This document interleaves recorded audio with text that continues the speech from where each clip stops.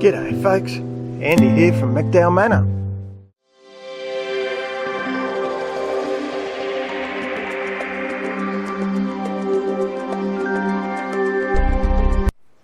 So I don't know about you, but I often find when I look at other people's videos particularly, I wonder how much of their produce they actually eat, and I kind of wonder what they do with it.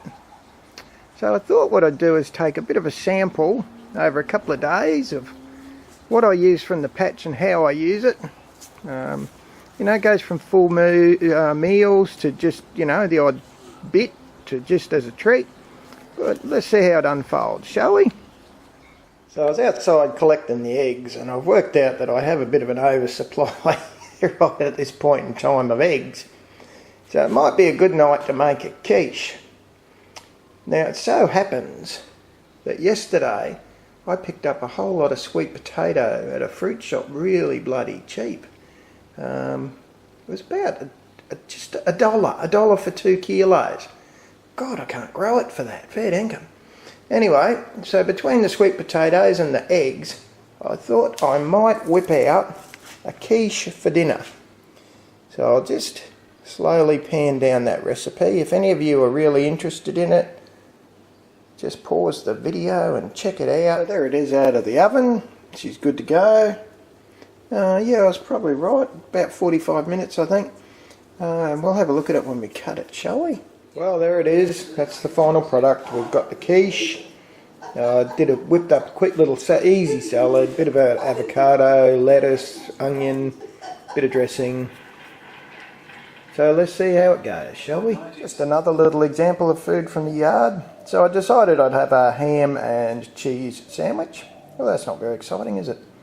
So I harvested some lettuce from the aquaponics, a leaf off one of the shallots. I've scattered it on that side and through under the ham. So what would have been a boring sandwich has at least been made a little more healthy and a little more interesting. There you go, food from the patch. More in the snacky line. That's a couple of little wheels of blue that I've made. They're sitting out on the kitchen bench today to dry out. They've just been salted, a salted blue. And another popular one around here for brekkie is the old scrambled eggs.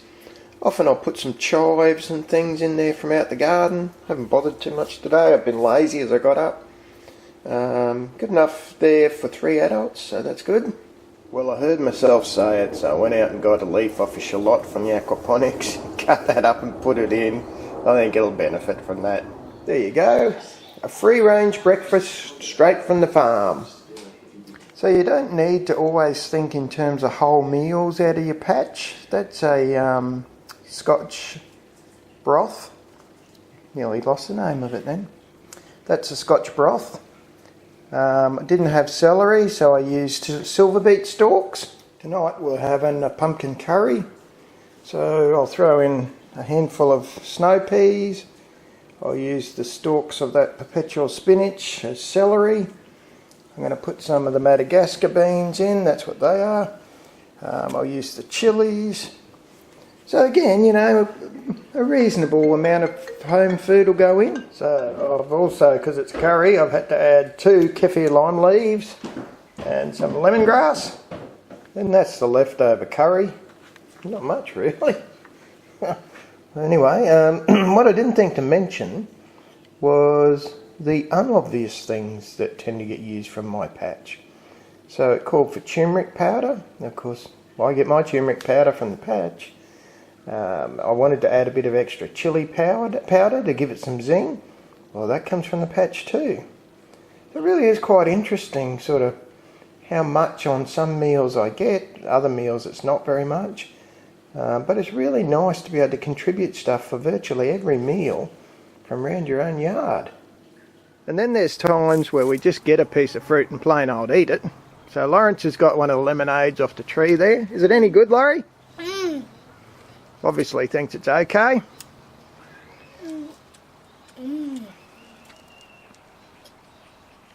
So that's a kind of quick run on just a random sample of stuff through the week. So you can see what and how I tend to use things. Hopefully someone will find it interesting.